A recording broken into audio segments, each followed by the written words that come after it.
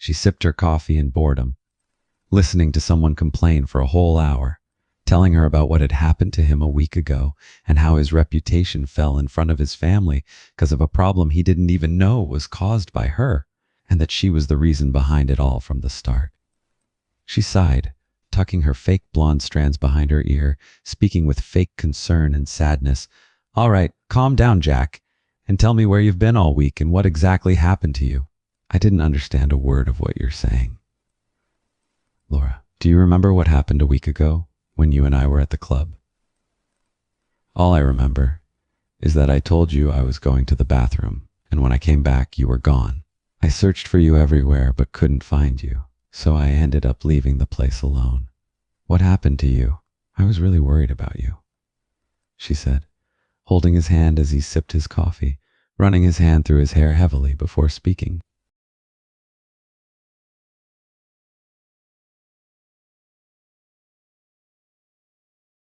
He sighed, looking at her for a few moments, looking as if he was having a hard time recalling what happened. "Someone spiked my drink when I was in the bathroom," he said, massaging his forehead. Laura gasped, her eyes widened, before she continued to ask, "Then what happened? Were you roofied?"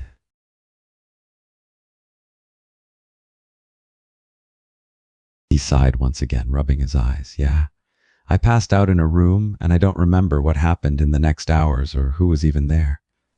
"Oh God, that's horrifying. Do you still feel bad effects of it?" she asked, holding his hand once again comfortingly.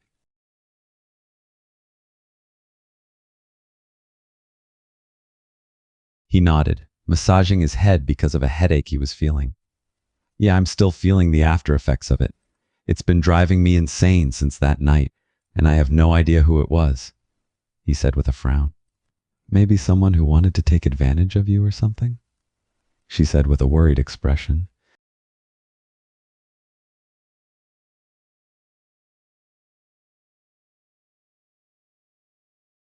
"Yeah, that's what I thought at first, but I couldn't find any evidence or anything to back it up," he said, pausing for a bit before looking directly in her eyes and continuing. "And you know what's weird? While she was busy filling out the documents on her computer, her phone rang, making her look away from the screen to check the caller ID. It was Jack's name flashing across the screen. She picked up her phone, holding it to her ear. "Hey Jack, how are you?"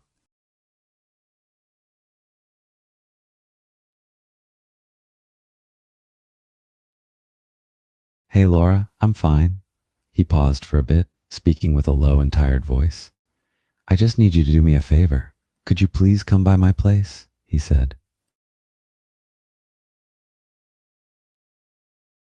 "Is everything okay? You sound so tired. Are you sure you're fine?" she asked with a concerned tone, tilting her head to the side. Laura groaned, seeing the amount of work on her computer screen piling up. It looked difficult, which meant it would have taken her many hours to finish, but she knew it needed to be done as soon as possible. She was about to call Jack to refuse, but then remembered he needed her. He sounded weird and tired, as if something was wrong.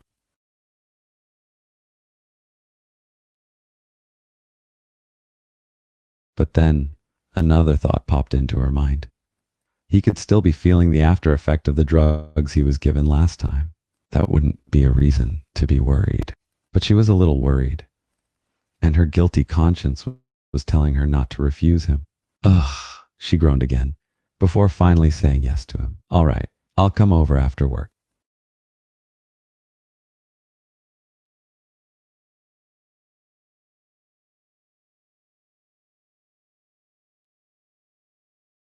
"Thank you so much. I really appreciate it," he said. Relief could be heard from his voice. "Then text me when you're coming over." "And you don't..." He paused, his voice getting even lower than before. "You don't need to worry too much. I'm fine." That made Laura worry. He didn't sound fine. Or maybe she was thinking too much? She sighed. "I won't worry, I promise, but..." She was cut off by her boss's voice. "Laura, focus on your work," he said.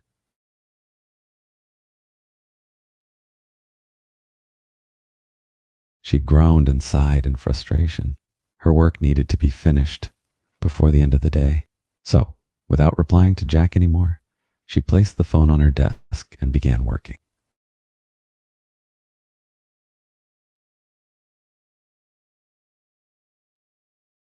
Her work lasted for a long time, and her eyes started to hurt from staring at the screen for too long, but she endured it, not letting it affect her, until finally, 5 hours later, she was able to finish every last paperwork.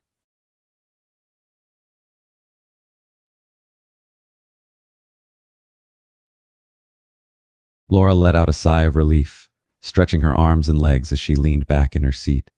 Finally, she said, closing her eyes for a bit, rubbing them softly, still feeling a bit of pain within them.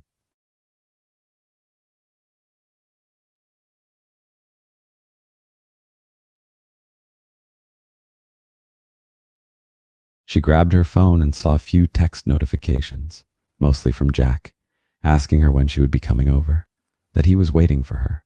She groaned again, feeling so tired at the thought of having to go out after finishing her work finally. But she knew she couldn't ignore him, so she replied to him, "I'm on my way."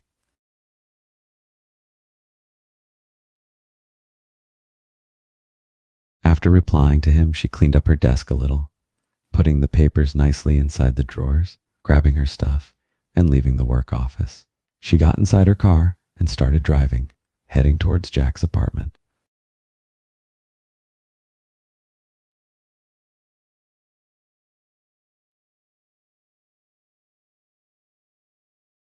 Around half an hour later, she arrived at his apartment, parking her car at the parking lot near the building. She got out of her car and walked towards his apartment, heading up the stairs since the elevator still didn't work. She finally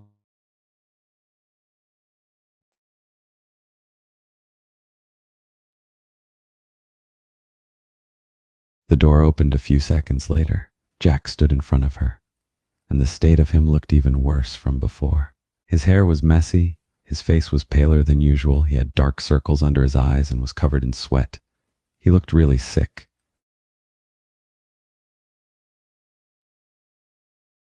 Laura gasped, walking inside the apartment, closing the door behind her. "Oh God, you look terrible," she said, looking at him with a worried expression.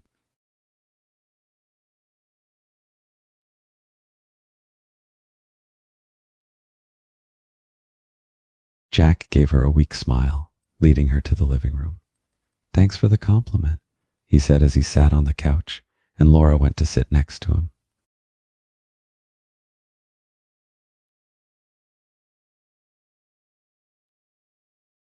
"When you said you were fine, you were obviously lying," she said with a sigh, bringing her hand closer to his forehead to feel his temperature, just as she thought. He was burning with a high fever.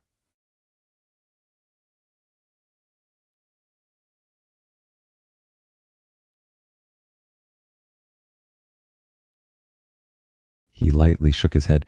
"No, He paused and coughed, wincing from the pain he felt inside his chest. "I thought I was fine, but then I just got worse," he said, taking his shirt off and using it to wipe the sweat from his bare upper body.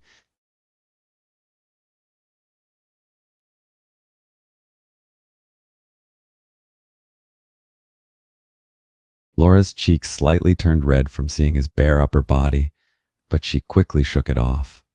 "You should have told me earlier, you idiot," she said while looking away, crossing her arms.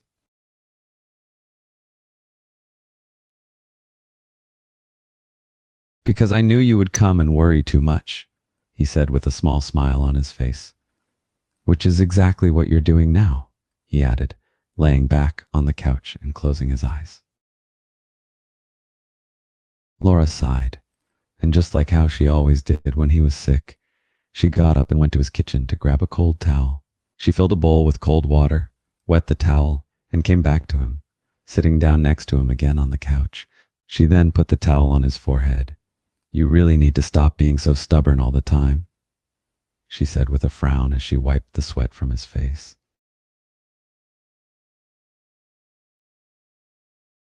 "Ow." He slightly winced as she pressed the towel a bit harshly on his forehead. "I'm not being stubborn, just being a man," he mumbled sarcastically,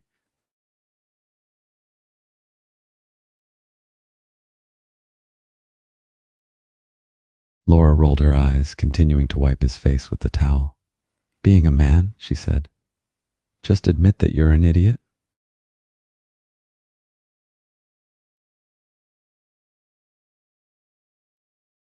He chuckled weakly. I'm not an idiot, he said softly. She then placed her hand on his forehead. Her fingers pressed against his skin as she tried to feel his temperature, and just as she thought, he was very hot.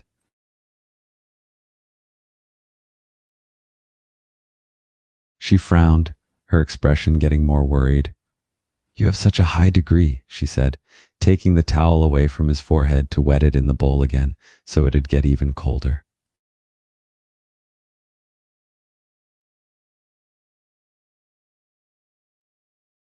Jack let out a heavy sigh, his body feeling so weak and tired. It's like hell, I'm dying, he said dramatically jokingly, but the fact was that he was indeed feeling like he was dying.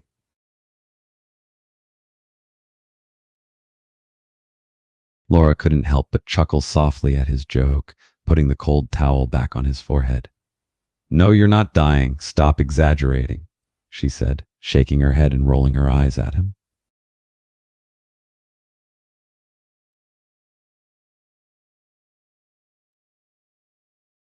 But I feel like I'm dying, he whined, opening his eyes weakly to look at her with a childish expression on his face.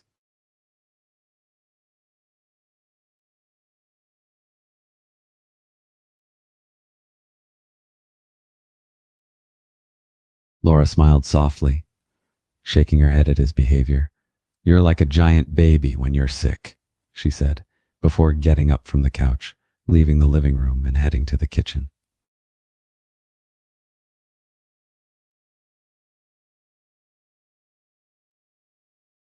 Jack closed his eyes once again, letting himself rest on the couch, hearing the noises coming from the kitchen as she was cooking something.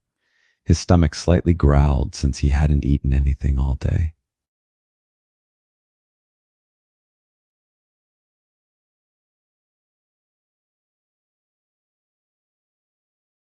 After around half an hour, she came back with a bowl of hot soup in her hands, placing it on the coffee table next to the couch. Here, eat before it gets cold, she said as she sat back down next to him.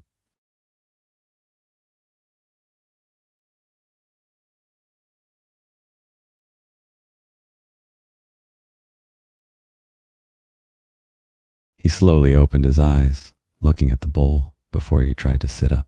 Laura had to help him as his entire body felt so weak. He took the bowl of soup in his shaking hands, bringing it close to his mouth and sipping it a few times. The hot soup calmed his weak throat, which was hurting every time he swallowed.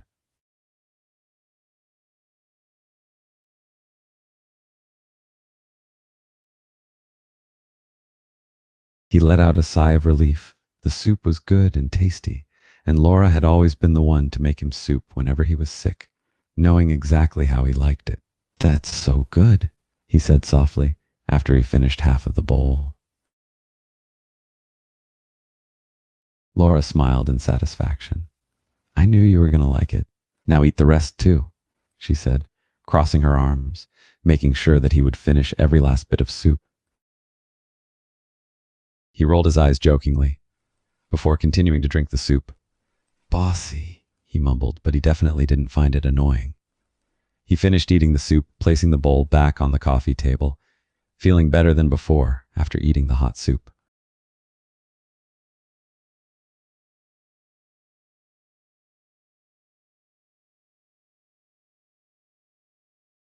Laura looked at him for a few seconds before her eyes moved to his neck, and that's when she finally remembered something. Jack, I need to ask you something, she said with a serious tone, but still careful not to make his headache worse.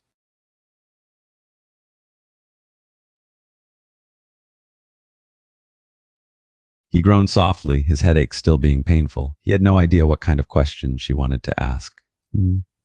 He responded, his gaze on her now as he waited for the question.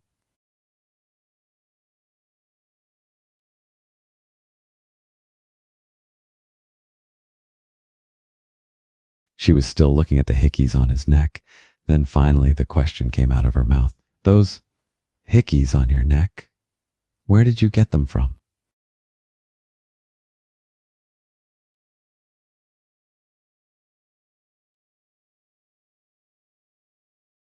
He looked surprised at the question.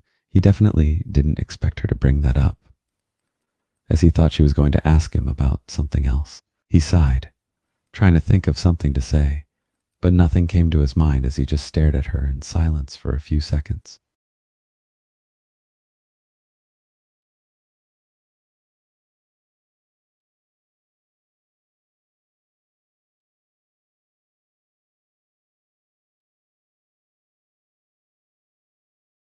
Laura sat at a table in the restaurant.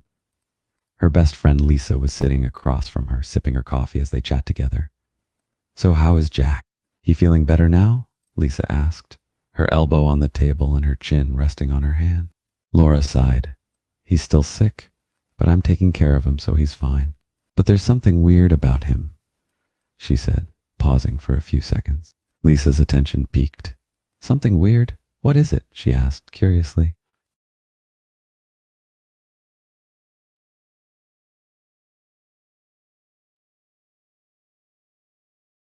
Laura looked around to make sure no one was around them before she continued. "He has, hickeys on his neck," she said quietly. Lisa's eyes widened, shocked by the information she just heard. "What?" she said a little too loudly. "You mean like love hickeys?"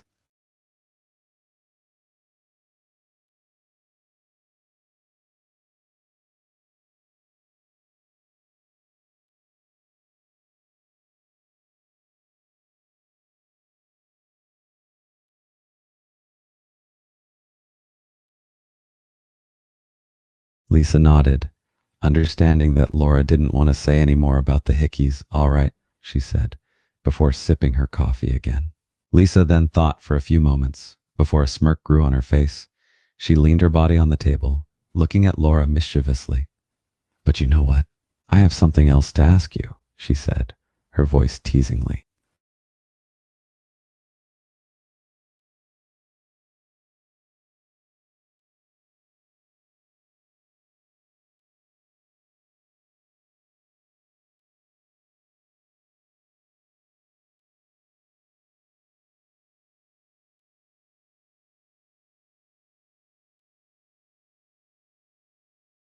Laura raised her eyebrows at Lisa's teasing tone.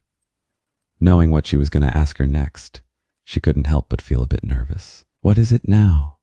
she asked with a sigh, preparing herself for the question.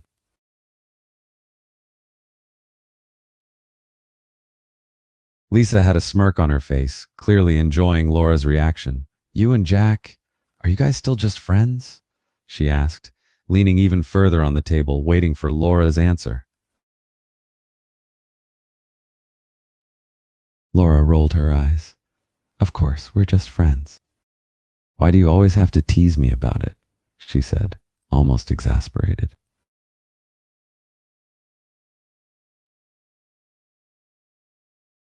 Lisa shrugged, still having the same smirk on her face. "I'm just curious, that's all. You two have been just friends for a really long time now." She paused, taking another sip of her coffee. "I mean, aren't you getting bored of just being friends?" Laura sighed. This kind of conversation was a very common one between her and Lisa, with Lisa always teasing her about her relationship with Jack. "I'm not bored. It's just, we're good friends. There's nothing more to that," she replied, trying to sound as firm as possible.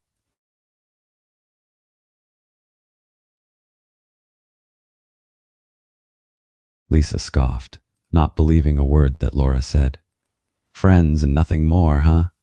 she said, before she leaned back on her seat, and a mischievous look appeared on her face again. "Then why do you always take care of him like a mother when he's sick?"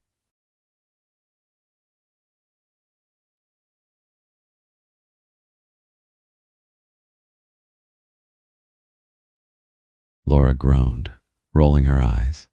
"Don't you have anything better to do except bother me with this topic?" she asked. Lisa shrugged.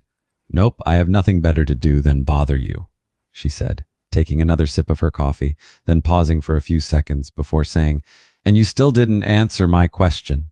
Laura sighed. "Because that's what friends do. They take care of each other," she answered, still firm in her words. Lisa smirked again, clearly enjoying every moment of this conversation. But you take care of him excessively. It almost seems like you're babying him, she said, tapping her fingers on the table.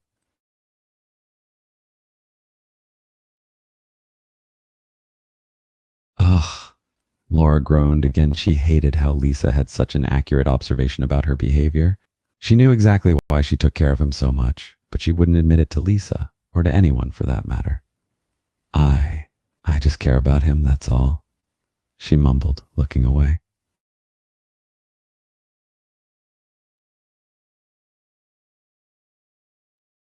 Lisa tilted her head, her smirk growing wider. You care about him, huh? That's the only reason? She asked, her voice teasing.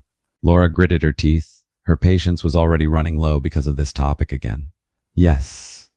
The only reason, she said through her gritted teeth.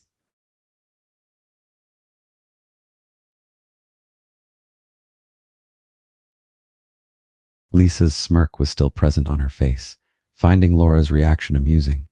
Are you sure? You're not secretly in love with him or anything? She asked, her voice filled with curiosity.